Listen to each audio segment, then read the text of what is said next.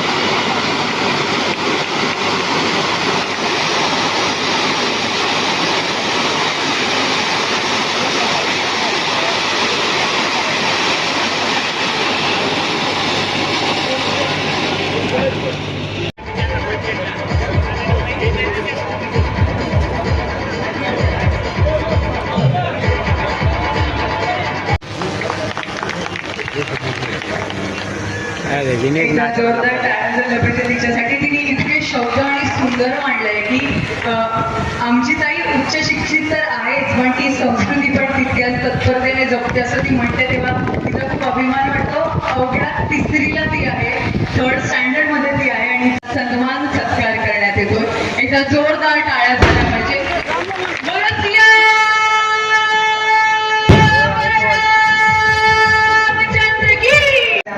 यानंतर आपण भावनाताई मुंगसे पाटील यांचा सत्कार करणार आहोत. त्यासाठी मी ॲडव्होकेट सुनील मते, ॲडव्होकेट गोपाल रोकडे आणि श्री अभिजित पडवे यांना विनंती करेल की आपण त्यांचा सन्मान सत्कार करायचा आहे. सम्राट आणि शिक्षण सम्राट म्हणून ओळखले जातात. वडिलांची इच्छा पूर्ण करण्यासाठी खऱ्या अर्थाने त्यांनी सुरुवात केली आणि ती पूर्ण झाली. यानंतर किरण वटंबार, त्याचबरोबर सत्यनारायण. यानंतर मी विनंती करेल की मीनाताई बोडीकर यांचा आपण सत्कार सन्मान करायचा आहे.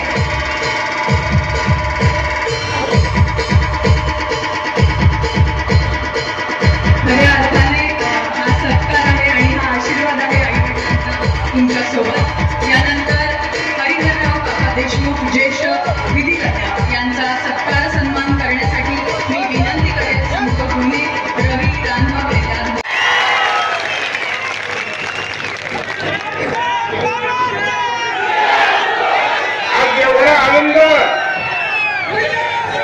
आज एवढा आनंद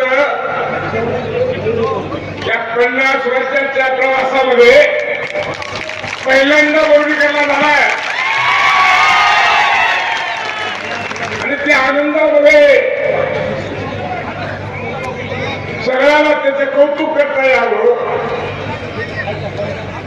अशा पद्धतीचं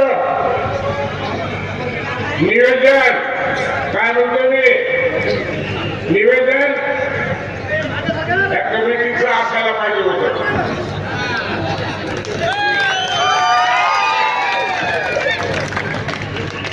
एक 11चा टाइम दिला आणि 5 वाजता कार्यक्रम सुरू करता. अरे महाराष्ट्राचे राज्यमंत्री म्हणून तिथं भारतीय जनता पक्ष आदरणीय मोदी साहेब, शहा साहेब, नड्डाजी, राज्याचे प्रमुख आपले नेते देवेंद्रजी फडणवीस, बावनकुळे साहेबांनी संधी दिली, संधी तुमच्या मतदारसंघाला.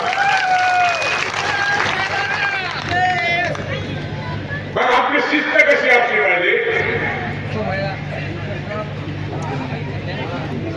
यातून काय साध्य करून घ्यायचं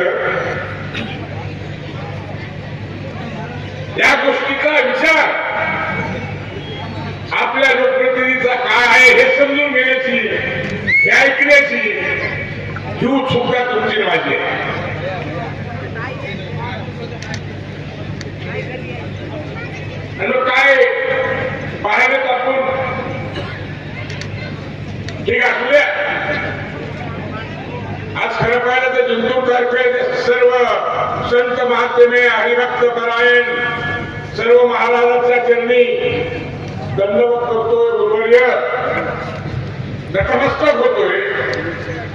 आमचे आदरणीय गुरुवर्य म्हणलं तरी चालेल, हरिरावजी देशमुख काका हे आज आमच्या वडिलांसारखे आमच्या वडिलांबरोबर राहिलेले सर्वात त्यांचा राहिलेला त्यांनी जी प्रेरणा दिली की अमित शहाच्या सभेमध्ये तोपर्यंत मी भेटायला जाऊ शकलो नव्हतो. घरी येऊन सांगितलं मला, तू विसरतोयस का काय? मला रामरावजी, मला शहा साहेबांच्या सभेत यायचंय. तुमच्याकडून कोणती चूक घडली न पाहिजे, कुठं कमी पडलं न पाहिजे. आणि एक दिलासा उत्साह देऊन कार्यक्रमाला सुद्धा हजर आहे की तुम्ही सगळ्यांनी पुऱ्या डोळ्याने पाहिजे. हे असे प्रेरणा देणारे, आशीर्वाद देणारे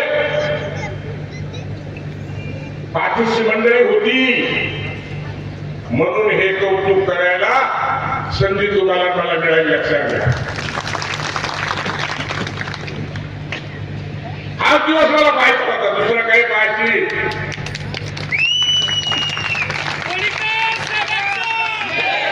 तरी तू थांबत नाही. अपेक्षा आणखी खूप भरपूर आहे, लक्षात घ्या. म्हणजे तुम्ही म्हणत असाल की हा दिवस पाहिला आता, तसं नाही. माणसाला जगायचं असेल तर कोणती झक ही कमीच दिसली पाहिजे. पुढची झक घेण्याची तयारी जिद्द.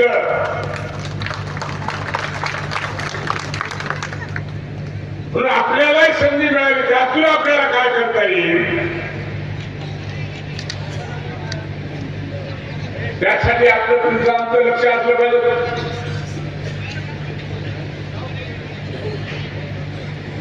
तिथं कुठं आपला लोकप्रतिनिधी, आपली बहीण, आपली पोरगी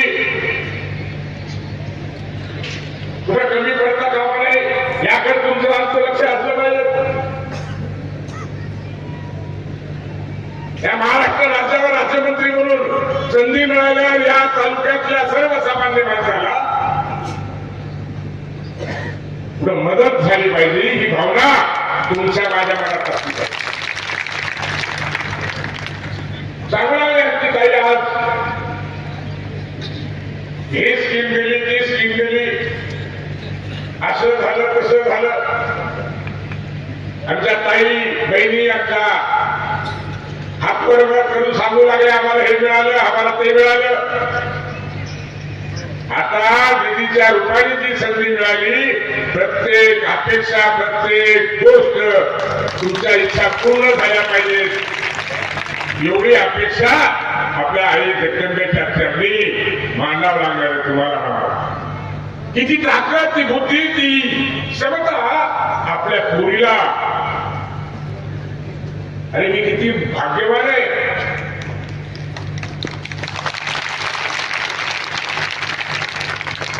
पोरी असून सुद्धा महाराष्ट्रामध्ये रोडीकडचं नाव करण्याची ताकद एक मुलगी ठेवते. आणि हे करत असताना तुम्हाला एक गोष्ट सांगू इच्छितो मी. तुम्हाला हे जीवनात पुढे जायचं असेल तर एक गोष्ट निश्चित, ज्याचं घरच्या बरोबर एक मत आहे, एक विचार आहे. आणि इतिहासानं सांगितलं, लक्षात घ्या की ग्रस्तुगार पुरुषाच्या पाठीमागं महिलांचा हात असल्याशिवाय पुढे नाही जाऊ शकत. इथे जर 5-5 पोरी सांगितलं चुकून समजून आता. जी मंडळी आता उभी आहे त्या येत आहेत.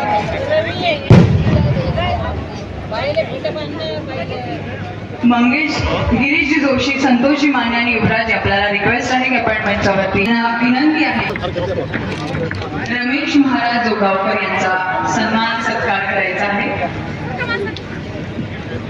Many congratulations, Meghna Didi.